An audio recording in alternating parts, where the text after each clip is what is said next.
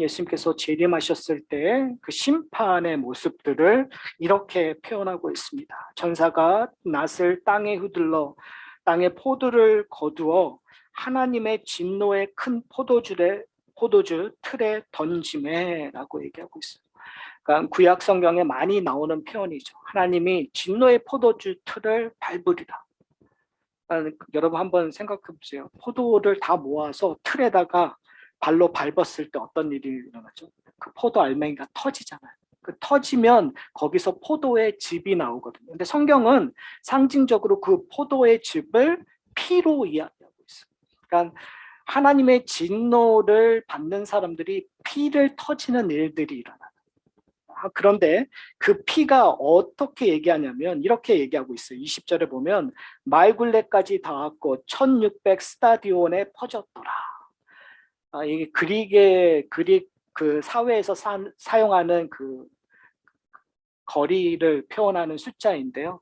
지금으로 얘기하면 200마일 정도 퍼졌다고 얘기하는 거예요. 근데 사실은 이게 문자적으로 200마일에 퍼졌다라는 의미보다 이것은 우주적인 하나님의 심판이 임했다라는 것을 상징적으로 표현하는 거죠. 여러분 한번 생각해 보세요. 하나님의 심판을 받는 사람들의 피가 우주적으로 퍼진다라는 거예요. 그러니까 마지막 심판 때, 하나님의 마지막 심판 때 일어날 정말 무시무시한 거죠. 두렵고 떨리는 거죠. 여러분 그런 생각을 좀 해보세요. 마지막 때는 어떨까? 우리는 가끔 마지막 때 하면은 맞아, 예수님께서 구름 100마를 타고 이 땅에 오셨을 때 영광의 빛이 있고 정말 하나님의 백성들은 그 영광의 빛을 보면서 찬양하고 되게 영광스럽고 아름답고 멋있는 거를 기억하잖아요. 그런데 그거와 동시에 어떤 일이 일어나냐면요. 소위 말하는 살육이 하나님의 심판의 칼로 하나님을 대적하고 지금 12장서부터 13장에서 얘기되었던 용과 바다에서 나오고 땅에서 나오는 그 짐승을 따르던 자들이 피 흘린다는 거예요. 심판을 받는다는 거예요. 너무 우리가 상상하기 싫은 일들이 이 땅에서 일어난다는 거죠. 남의 얘기니까 별반 그렇게 안 들리시죠. 그러나 사실은 70년대, 80년대 때 부흥 강사들이 정말 이것들을 너무너무 무섭게 설명을 했었던 것 같아요. 뭐 한국에 있는 부흥 강사만이 아니라 사실은 미국에 있는 그 종교, 그 기독교 부흥의 역사를 보더라도 청교도가 목사님들이 이 강대상에서 정말 얼마나 그 무서운 이야기를 했었으면 사람들이 그냥 꼬꾸라지면서 하나님 앞에 회개하고 돌아왔던 역사들이 있었어요. 그러고 보면 둘 중에 하나인 것 같아요. 제가 너무 약하게 복음을 그 하나님의 말씀을 선포하든지 여러분의 마음이 강팍해졌든지 그렇죠? 둘 중에 하나죠. 우리는 사실은 이 말씀을 듣고도 남의 얘기처럼 여기고 이 말씀을 듣고도 회개하지 않고 있다라는 거. 일단 근본적으로 남의 이야기긴 분명히 맞아요. 그러나 우리는 남의 이야기라고 할 수 없는 우리의 모습들을 보고 회개해야 된단 말이에요. 그렇죠? 이걸 보고 두려움에 떨고 그리고 그로 말미암아 하나님 앞에 감사와 영광을 돌려야 되는 거겠죠. 근데 사실은 우리가 이런 것들을 생각하지 않기 때문에 전도하지 않는 거죠. 이런 것들을 생각하지 않기 때문에 세상을 향하여 하나님의 복음을 전하지 않는 거죠. 오늘 본문에 끊임없이 요한계시록에서 끊임없이 드러나는 반복이 나타나요. 하나는 하나님의 심판이 임했었을 때 하나님을 믿지 않는 자들에게는 말로 표현할 수 없을 정도의 하나님의 진노가 임하고 또 다른 편에서는 하나님의 심판이 임했었을 때 은혜의 역사가 일어나는 거죠. 구원의 역사가 일어나는 거죠. 그런데 그 구원의 역사를 오늘 본문의 표현을 보면 15절에 이렇게 얘기해요.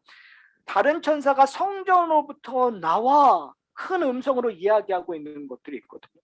그러니까 분명히 지금 사도 요한이 하늘의 모습을 보는 거예요. 14장 첫 번째는 하늘의 모습을 보았고요.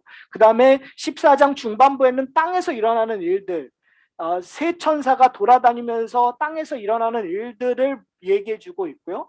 지금 마지막 부분에서는 지금 하늘을 보고 있는데 재밌는 것이 성전으로부터 나온다라는 거예요. 이 성전은 어디겠어요? 하늘의 성전이겠죠. 이미 지금 이 당시의 성전은 무너졌어요. AD 70년. 그렇기 때문에 지금 하늘의 성전에서 나와서 외치는 소리. 그런데 중요한 것은 뭐냐면 이 일들을 누가 해야 되는 걸까요? 우리들이 해야 되는 거예요. 마지막 시대를 살아가는 우리들. 즉 교회가 해야 될 것이 뭐냐면 하나님의 복음을 선포해야 된다는 거예요. 기쁜 소식을 선포해야 되고 세상을 향하여 경고의 메시지를 동시에 전해야 된다는 거죠. 참 힘든 것 같아요. 과연 우리는 잘하고 있는가? 하나님의 말씀을, 은혜의 복음을 선포하고 세상을 향하여 경고의 메시지를 과연 교회는 전하고 있는가? 기사의 내용을 보면 그리스도인의 복음에 대한 이야기를 하거나 세상을 향하여 경고의 메시지를 전하는 것이 아니라 사회적 이슈가 되어버리는 일들이 일어나고 있어요. 오히려 사회에게 해를 끼치는 일들을 교회가 하는 것처럼 비춰질 때마다 답답해요. 과연 우리는 뭘 할 수 있을까라는 자괴감이 들기도 하고, 그럼에도 불구하고 제가 요한계시록을 통해서 끊임없이 여러분에게 이야기하고 있는 것은 뭐냐면 결국은 복음을 전하고 하나님의 경고를 전하는 것은 매스 미디어에서 되어지는 것이 아니에요. 우리가 참 오해하고 있는 것 같아요. 그 메가처치가 되어서 매스 미디어, 대중을 향하여 복음이 전달될 거라고 얘기하지만 성경은 그렇게 얘기하고 있잖아요. 적어도 요한계시록은 그렇게 얘기하고 있잖아요. 그 애는 작은 무리들이에요. 소수예요. 소수가 정말 이 세상을 향하여 세상이 듣지 않는 것처럼 여겨질지라도 외치는 거예요. 복음에 대해서. 외치는 거예요. 하나님 나라의 경고에 대해서. 사랑하는 성도 여러분, 하산학교의 공동체 작습니다. 하산학교의 공동체 힘이 없습니다. 세상적으로 보면. 그렇다고 우리가 가만히 있어야 되느냐? 그렇지 않다는 거죠. 우리는 하나님으로부터 부여받은 사명과 의무가 있는 거예요. 우리가 가야 될 방향성이 있는 거예요. 우리가 해야 될 것은 뭐냐면 세상을 향하여 복음을 선포하고 세상을 위하여 하나님의 경고를 선포하고 있는가? 과연 저와 여러분은 그 일을 잘 감당하고 있는가? 오늘 본문을 통해서 다시 한번 살펴봤으면 좋겠어요. 하나님의 은혜를 받은 자로서 우리가 바라보아야 될 지점을 좀 살펴보려고 합니다. 그러나 그 지점을 살펴보기 전에 분명히 우리가 기억해야 될 것은 하나님의 심판이 무섭다라는 것. 하나님의 심판은 보는 사람으로 하여금 떨 수밖에 없는, 보는 사람으로 하여금 하나님 앞에 회개할 수밖에 없는 그런 존재라는 것을 다시 한번 기억하고 오늘 본문을 좀 봤으면 좋겠어요. 여러분, 세상의 끝은 그 피가 1600 스타디온까지 퍼지는, 즉 우주적인 심판이 이제 곧 온다고 이야기하고 있는 관점에서 저희가 우리의 모습을 좀 살펴봤으면 좋겠어요. 오늘 본문 14절에 이렇게 시작됩니다. 또 내가 보니 흰 구름이 있고 구름 위에 인자 같은 이가 앉았는데 그 머리에는 금면류관이 있고 그 손에는 예리한 낫을 가졌더라. 지금 세례 요한은 자기가 본 환상 중에 모습을 강조하고 싶은 거예요. 인자 같은 이가 누구인가? 성경은 인자에서 끊임없이 성경에서 얘기했어요. 인자라고 얘기하는 Son of Man이라고 얘기했었을 때 그 인자는 메시아를 지칭하고 있어요. 구약에서. 끊임없이 그 메시아는 결국은 여인의 후손을 이야기하고 있는 거예요. 창세기 3장 15절에 기록되어 있는 원시 복음 속에서 약속되었던 죄로 말미암아 영원히 죽을 수밖에 없었던 인간의 모습이에요. 우리에겐 희망이 없어요. 죽음을 이길 수 있는 능력이 없어요. 그러나 하나님께서 뱀에게 심판하고 저주하는 가운데 희망의 요소를, 그것이 뭐냐면 여인의 후손으로 말미암아 너희가 다시 나에게로 돌아올 것이라는 약속이에요. 여인의 후손으로 말미암아 뱀의 머리를 깨부수겠다는 거죠. 요한계시록 14장만으로 본다면 인자가, 즉 용의 머리를 깨부수는 날이 온다라는 거예요. 바로 14장은 그 이야기, 그 시점을 이야기하고 있는 거죠. 승리를 선포하고 있는, 그 승리를 선포하고 있는 모습이 뭐냐면 그 인자가 무엇과 함께 오는 거예요? 구름을 타고 오시는 거예요. 이 이야기는 요한계시록에 끊임없이 반복됩니다. 요한계시록 1장에서도 예수 그리스도를 구름과 함께 오시는 분으로 표현하고 있어요. 다니엘서 7장에서도 구름과 함께 오는 인자에 대한 이야기를 하고 있어요. 자, 그러면 구름이 뭘까요? 오늘 흰 구름 보시는 그 구름을 얘기하는 걸까요? 그렇지 않겠죠. 성경에서 얘기하고 있는 구름은 하나님의 영광을 상징하고 있는 거예요. 승리의 모습을 얘기하고 있는 거예요. 즉 예수님께서 이 땅에 마지막 때 오실 때 승리자로 오신다라는 거죠. 그리고 그 승리자로서 무엇을 쓰고 계시죠? 금 면류관을 쓰고 계세요. 근데 오늘 본문에서는 때는 두 단어가 반복되는 단어 하나가 있는데요. 그것이 낫이에요. 낫. 출소할 때 쓰는 그 낫. 그 낫이 하나는 하나님의 심판, 포도를 추수해서 어디에다 집어넣죠? 진노의 포도주 틀에 집어넣어요. 즉 하나님을 거역하고 하나님을 믿지 않는 자에게 하나님의 그 명령을 받은 천사들이 지금 추수하고 있는 거죠. 하나님의 심판이 일어나요. 그런데 이 앞부분에 보면은 재밌는 것이 뭐냐면 15절에 성전에서 다른 천사가 나와서 구름에 앉은 이에게 이야기를 큰 음성으로 이야기해요. 뭐라고 얘기하죠? 당신의 낫을 휘둘러 거두소서. 땅의 곡식이 다 익어 거둘 때가 이루었습니다. 라고 얘기하고 있어요. 추수할 때가 되었다라는 거죠. 여러분, 지금 예수님께서 뭘 추수하시겠어요? 누구를 추수하러 오시는 거예요? 하나님의 백성들. 하나님께서 자신에게 맡긴 자들을 추수하러 오시는 거예요. 그렇기 때문에 이 추수할 때 예수님께서 낫을 가졌다라는 것은 그 천사들이 낫을 가지고 진노의 포도주 틀에 넣는 포도를 따는 거와 정반대의 일이겠죠. 은혜가 일어나는 거란 말이에요. 자, 근데 이제 이 이야기를 들으면서 저는 개인적으로 그런 고민을 해요. 이 도대체 예수 그리스도의 추수를 당하는 자와 진노의 포도주의 틀에 던지는 자의 차이점이 뭘까? 여러분, 그 차이점이 뭘까요? 뭐 우리는 정답을 알고 있잖아요. 근데 그 정답을 빼놓고 그냥 우리가 봤었을 때 그냥 하는 행동이나 일어나는 모습들을 봤을 때 그럼 과연 차이점이 뭘까? 누구는 진노의 포도주에서 밟히는데 나는 그 사람보다 낫다. 나는 그 사람보다 더 하나님을 사랑하나? 나는 그 사람보다 더 많이 하나님을 향하여 내 인생을 다 바치고 있나? 나는 그 사람보다 언어적으로 좋은 말을 하고 있나? 나는 그 사람보다 더 많은 사랑을 하고 있나? 나는 그 사람보다 더 많이 사회를 향하여 유용한 사람인가? 유익한 사람인가? 여러분, 그런 질문에 어떻게 대답하실 수 있으세요? 참 대답하기가 껄끄럽더라고요. 세상을 보면 정말 열심히 잘 사는 사람들이 많아요. 도덕적으로 깨끗한 사람도 많고요. 정말 저 사람은 본받고 싶다라고 하는 사람들이 많아요. 근데 성경에서는 그 사람들이 진노의 포도주 틀에 들어갔대요. 사랑하는 성도 여러분, 오해하지 마십시오. 제가 여러분들의 그 행동, 여러분의 성품, 여러분들이 하신 것들을 잘 포장하기 위해서 이런 얘기하는 게 아니에요. 우리 회개해야 된다는 의도로 얘기하는 거예요. 우리의 연약함을 회개하고 돌아서야 된다는 거죠. 왜요? 우리가 구원받는 것이 우리의 행동으로 구원받는 것이 아니기 때문에 그 은혜를 받았으면 하나님이 기뻐하시는 일을 해야 된다는 걸 전제로 얘기한다는 걸 잊지 않으셨으면 좋겠어요. 저는 이 이야기를 하면서 마가복음에서 예수님께서 얘기하셨던 비유가 생각이 났습니다. 마가복음 4장을 보시면은요, 이렇게 기록되어 있어요. 마가복음 4장 26절부터 제가 29절까지 읽겠습니다. 또 이르시되 하나님의 나라는 사람이 씨를 땅에 뿌림과 같으니 그가 밤낮 자고 깨고 하는 중에 씨가 나서 자라되 어떻게 그리 되는지 알지 못합니다. 땅이 스스로 열매를 맺되 처음에는 싹이요 다음에는 이삭이요 다음에는 이삭의 충실한 곡식이라 열매가 익으면 곧 낫을 되나니 이는 추수할 때가 이르렀음이니라.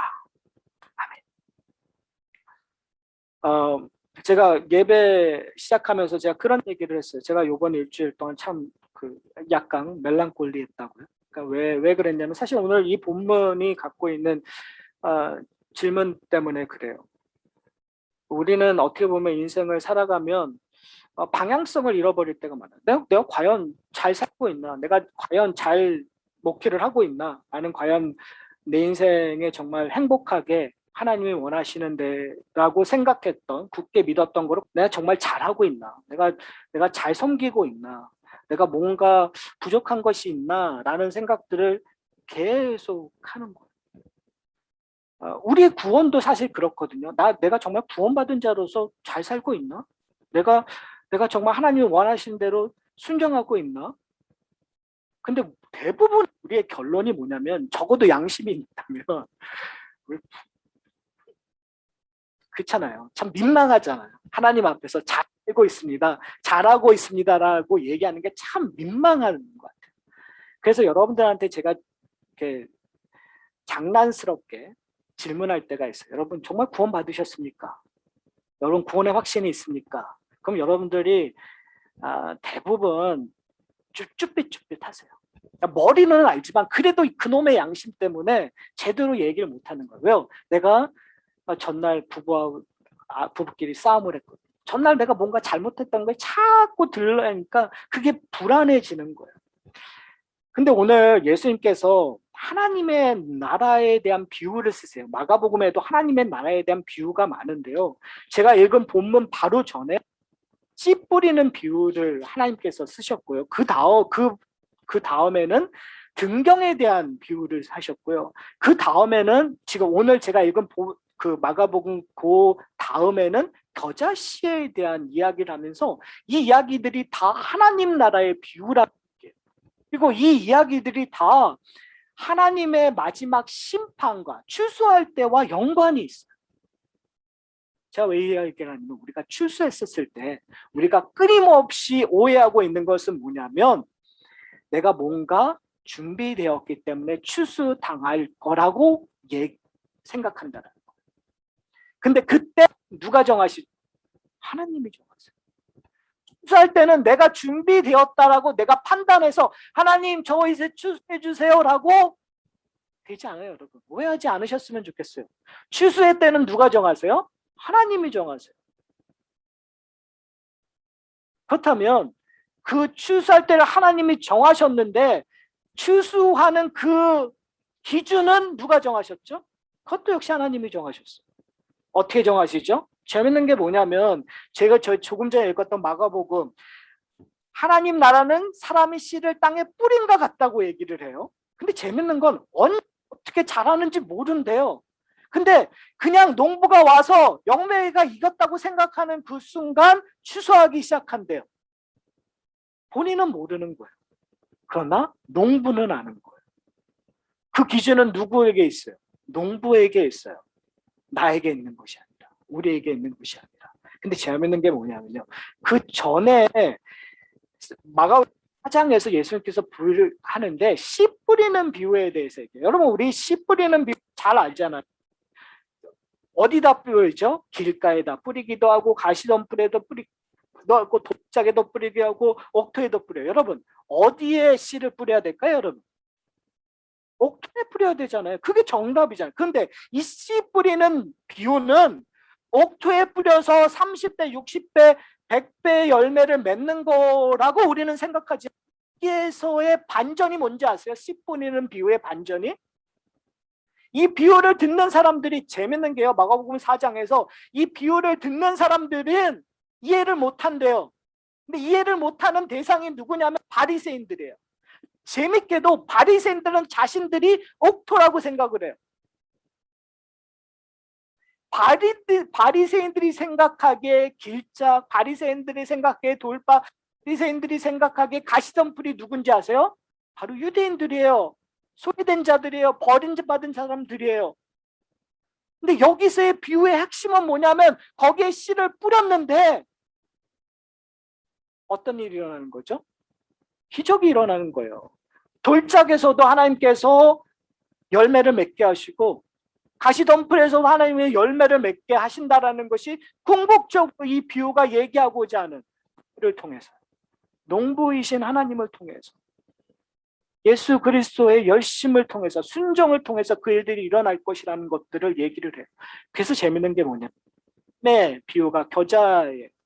겨자 씨는 어때요? 가장 작은. 이걸 또 과학적으로 정말 그렇습니까? 라고 물어보지 마세요. 겨자 씨, 근데 여기서 얘기하고자 하는 그 작은 씨가 해서 어떻게 된다는 거예요.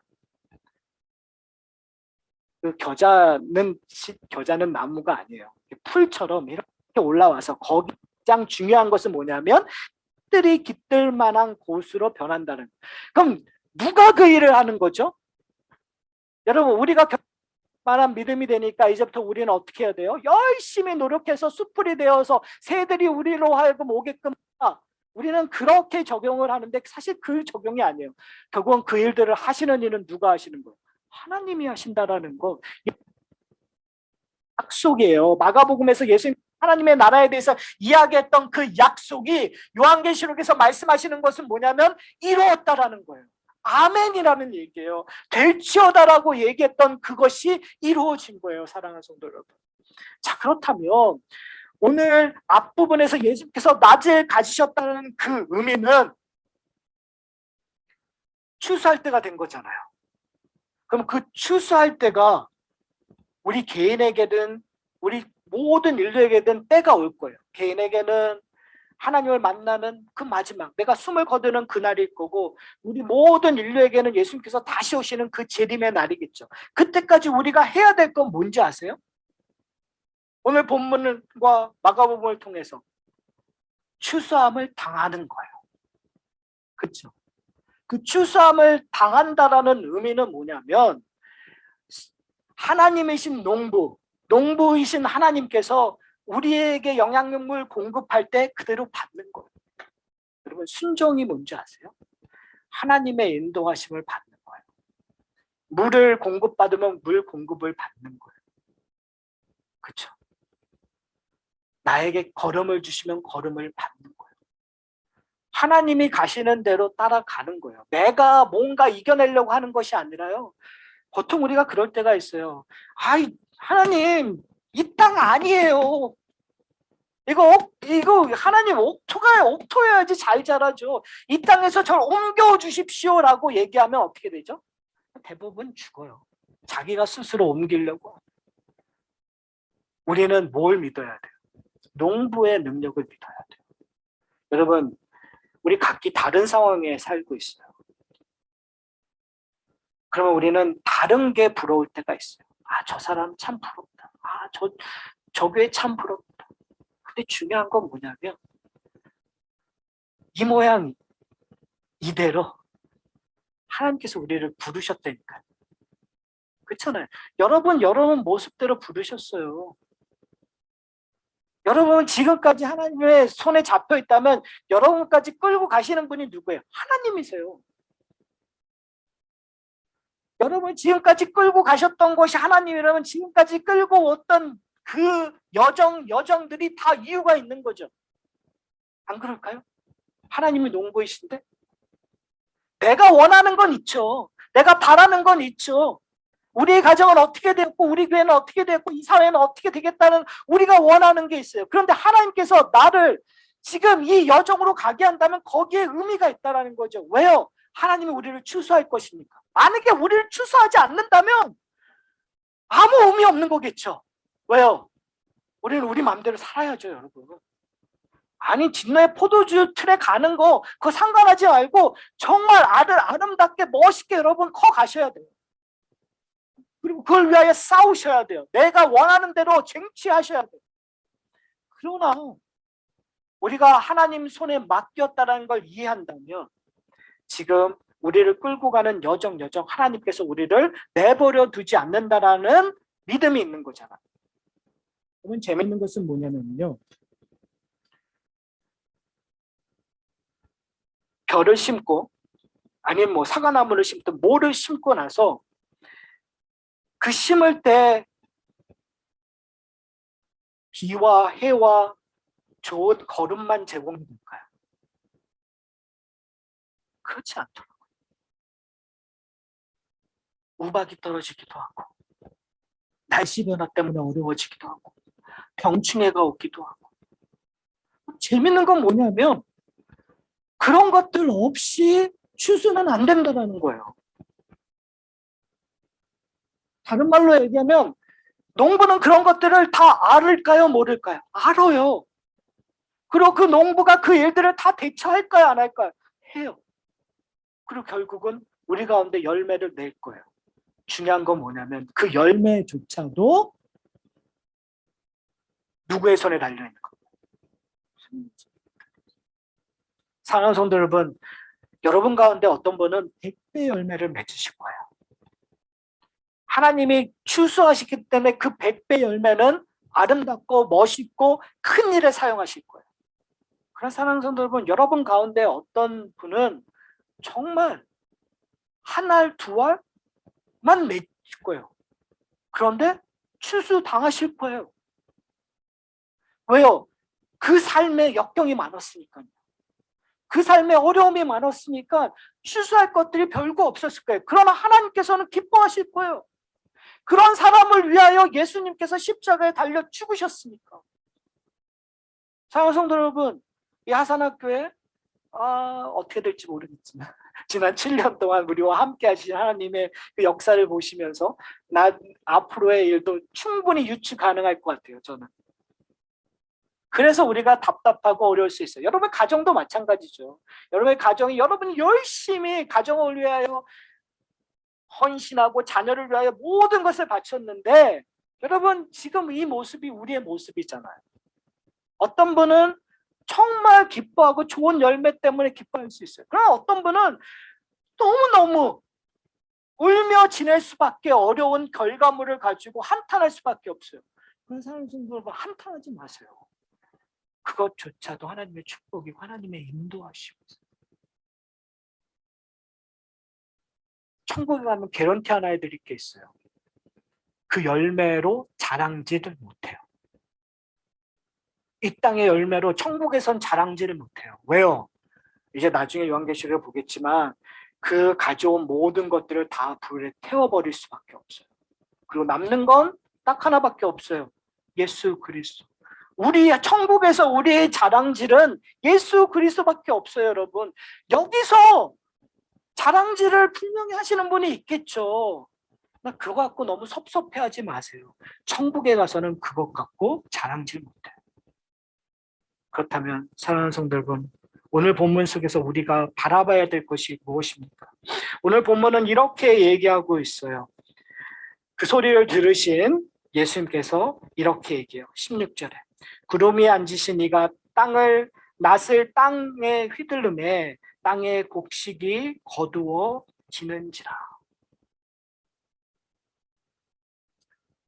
저는 이 은혜가 우리 가운데 풍성히 임하기를 소원합니다. 예수님께서 우리를 추수하실 거예요. 있는 그대로의 모습대로. 그런데 우리는 자꾸 우리가 그 모습을 발견하려고 얘기해요. 근데 마가복음에서 얘기했잖아요. 언제 씨를 뿌렸는지 언제 자라는지 모른다고요. 사랑하는 성도 여러분, 여러분의 인생에서 모를 때예요. 제가 이번 주에 내렸던 결론이 뭐냐면 모를 때다. 지금 내 인생에서 모를 때다. 내가 가진 거, 내가 이루는 거 없는 것처럼 보여도 지금은 이게 당연한 거다. 근데 중요한 건 뭐냐면 하나님께서 추수하신다고 하시니까 우리는 뭘 향해서 가면 돼요? 우리의 방향이 되시고 우리의 주인이 되시고 우리의 능력이 되시는 예수 그리스도를 바라보고 가는 거예요. 그냥 우리의 농부이신 하나님을 믿고 가는 거예요. 가다 보면 그게 하나님의 길이고 가다 보면 그게 추수의 기쁨을 누리는 길입니다. 사랑하는 성도 여러분, 어쩌면 우리는 인생의 구비구비마다 사실 여기에 다 다르시잖아요. 이제 은퇴하신 분도 계시고 인생을 정리해야 될 분도 있고 아니면 인생에 막 꿈을 꾸고 있는 분들도 계시고 구비구비마다 우리가 다 점검하고 내가 지금 어디 있는가를 다 따져볼 때가 있어요. 그러나 성경의 진리는 뭐냐면 딱 하나밖에 없어요. 성도는 우리의 인생은 누구에게 잡힌 것이다? 하나님 앞에 잡힌 것이다. 그러니까 하나님 앞에 맡기세요. 지금 내가 어디에 있든 뭘 하든 결국은 끌고 가신 분은, 내가 아무리 초라하고 어려워도 끌고 가셔서 완성하실 분도 하나님이시고, 내가 지금 모든 걸 다 가져다고 해서 자랑하지 말아야 되고 겸손해야 될 것은 이 모든 것도 주신 분이 하나님이시고, 이걸 가지고 사용하시라고 나에게 시간과 재물을 주시고 능력을 주신 분도 하나님이시니까 자랑할 일이 없는 거죠. 여러분 답답하세요? 여러분 한치도 내 마음대로 움직이지 못해서 답답하세요? 이때도 곧 지나가실 거예요. 인생을 보면 어려울 때도 지나가요. 그리고 좋을 때가 와요. 그리고 심지어 안 좋은 일만 계속 오더라도 그 안 좋은 것 때문에 하나님을 열망하게끔 우리로 하여금 은혜를 주실 거예요. 그걸 붙잡는 저와 여러분이 되시기를 소원합니다. 그렇기 때문에 우리가 해야 될 것이 뭐냐면요, 하나님의 은혜를 바라봐야 돼요. 그리고 복음의 메시지를 전달해야 돼요. 그리고 경고의 메시지를 전달해야 돼요. 사랑하는 성도 여러분, 우리가 그것을 전달할 때 그것이 우리에게 희망을 주고 우리에게 소망을 주고 우리에게 기쁨을 주신다는 사실을 기억하는 저와 여러분이 되시기를 소원합니다. 우리 함께 기도하기를 소원합니다. 사랑하는 성도 여러분, 이 모든 것은 하나님의 관계성으로부터 시작이 되는 것 같아요. 그리스도, 구름 위에 앉으신 예수 그리스도와의 관계성에서 저희들은요, 우리의 인생을 판단할 때 나 자신이 어디에 속해 있는 관계성으로 우리를 판단해요. 내 지금 월급이 얼마고, 내 사업체가 얼마나 크고, 그리고 내 가정에서 나의 위치가 어떻게 되고, 내가 어떠한 사회에서 나의 위치가 어떻게 됐느냐, 그 관계성으로 나를 판단하려고 해요. 사랑하는 성도 여러분, 하나님의 나라는 결탄코 그런 것으로 판단되어지지 않습니다. 오로지 하나밖에 없어요. 그리스도 안에 있느냐 없느냐. 저는 여러분이 그리스도 안에 있다라는 그 사실로 기뻐하고 감사하는 이 시간 되기를 소원합니다.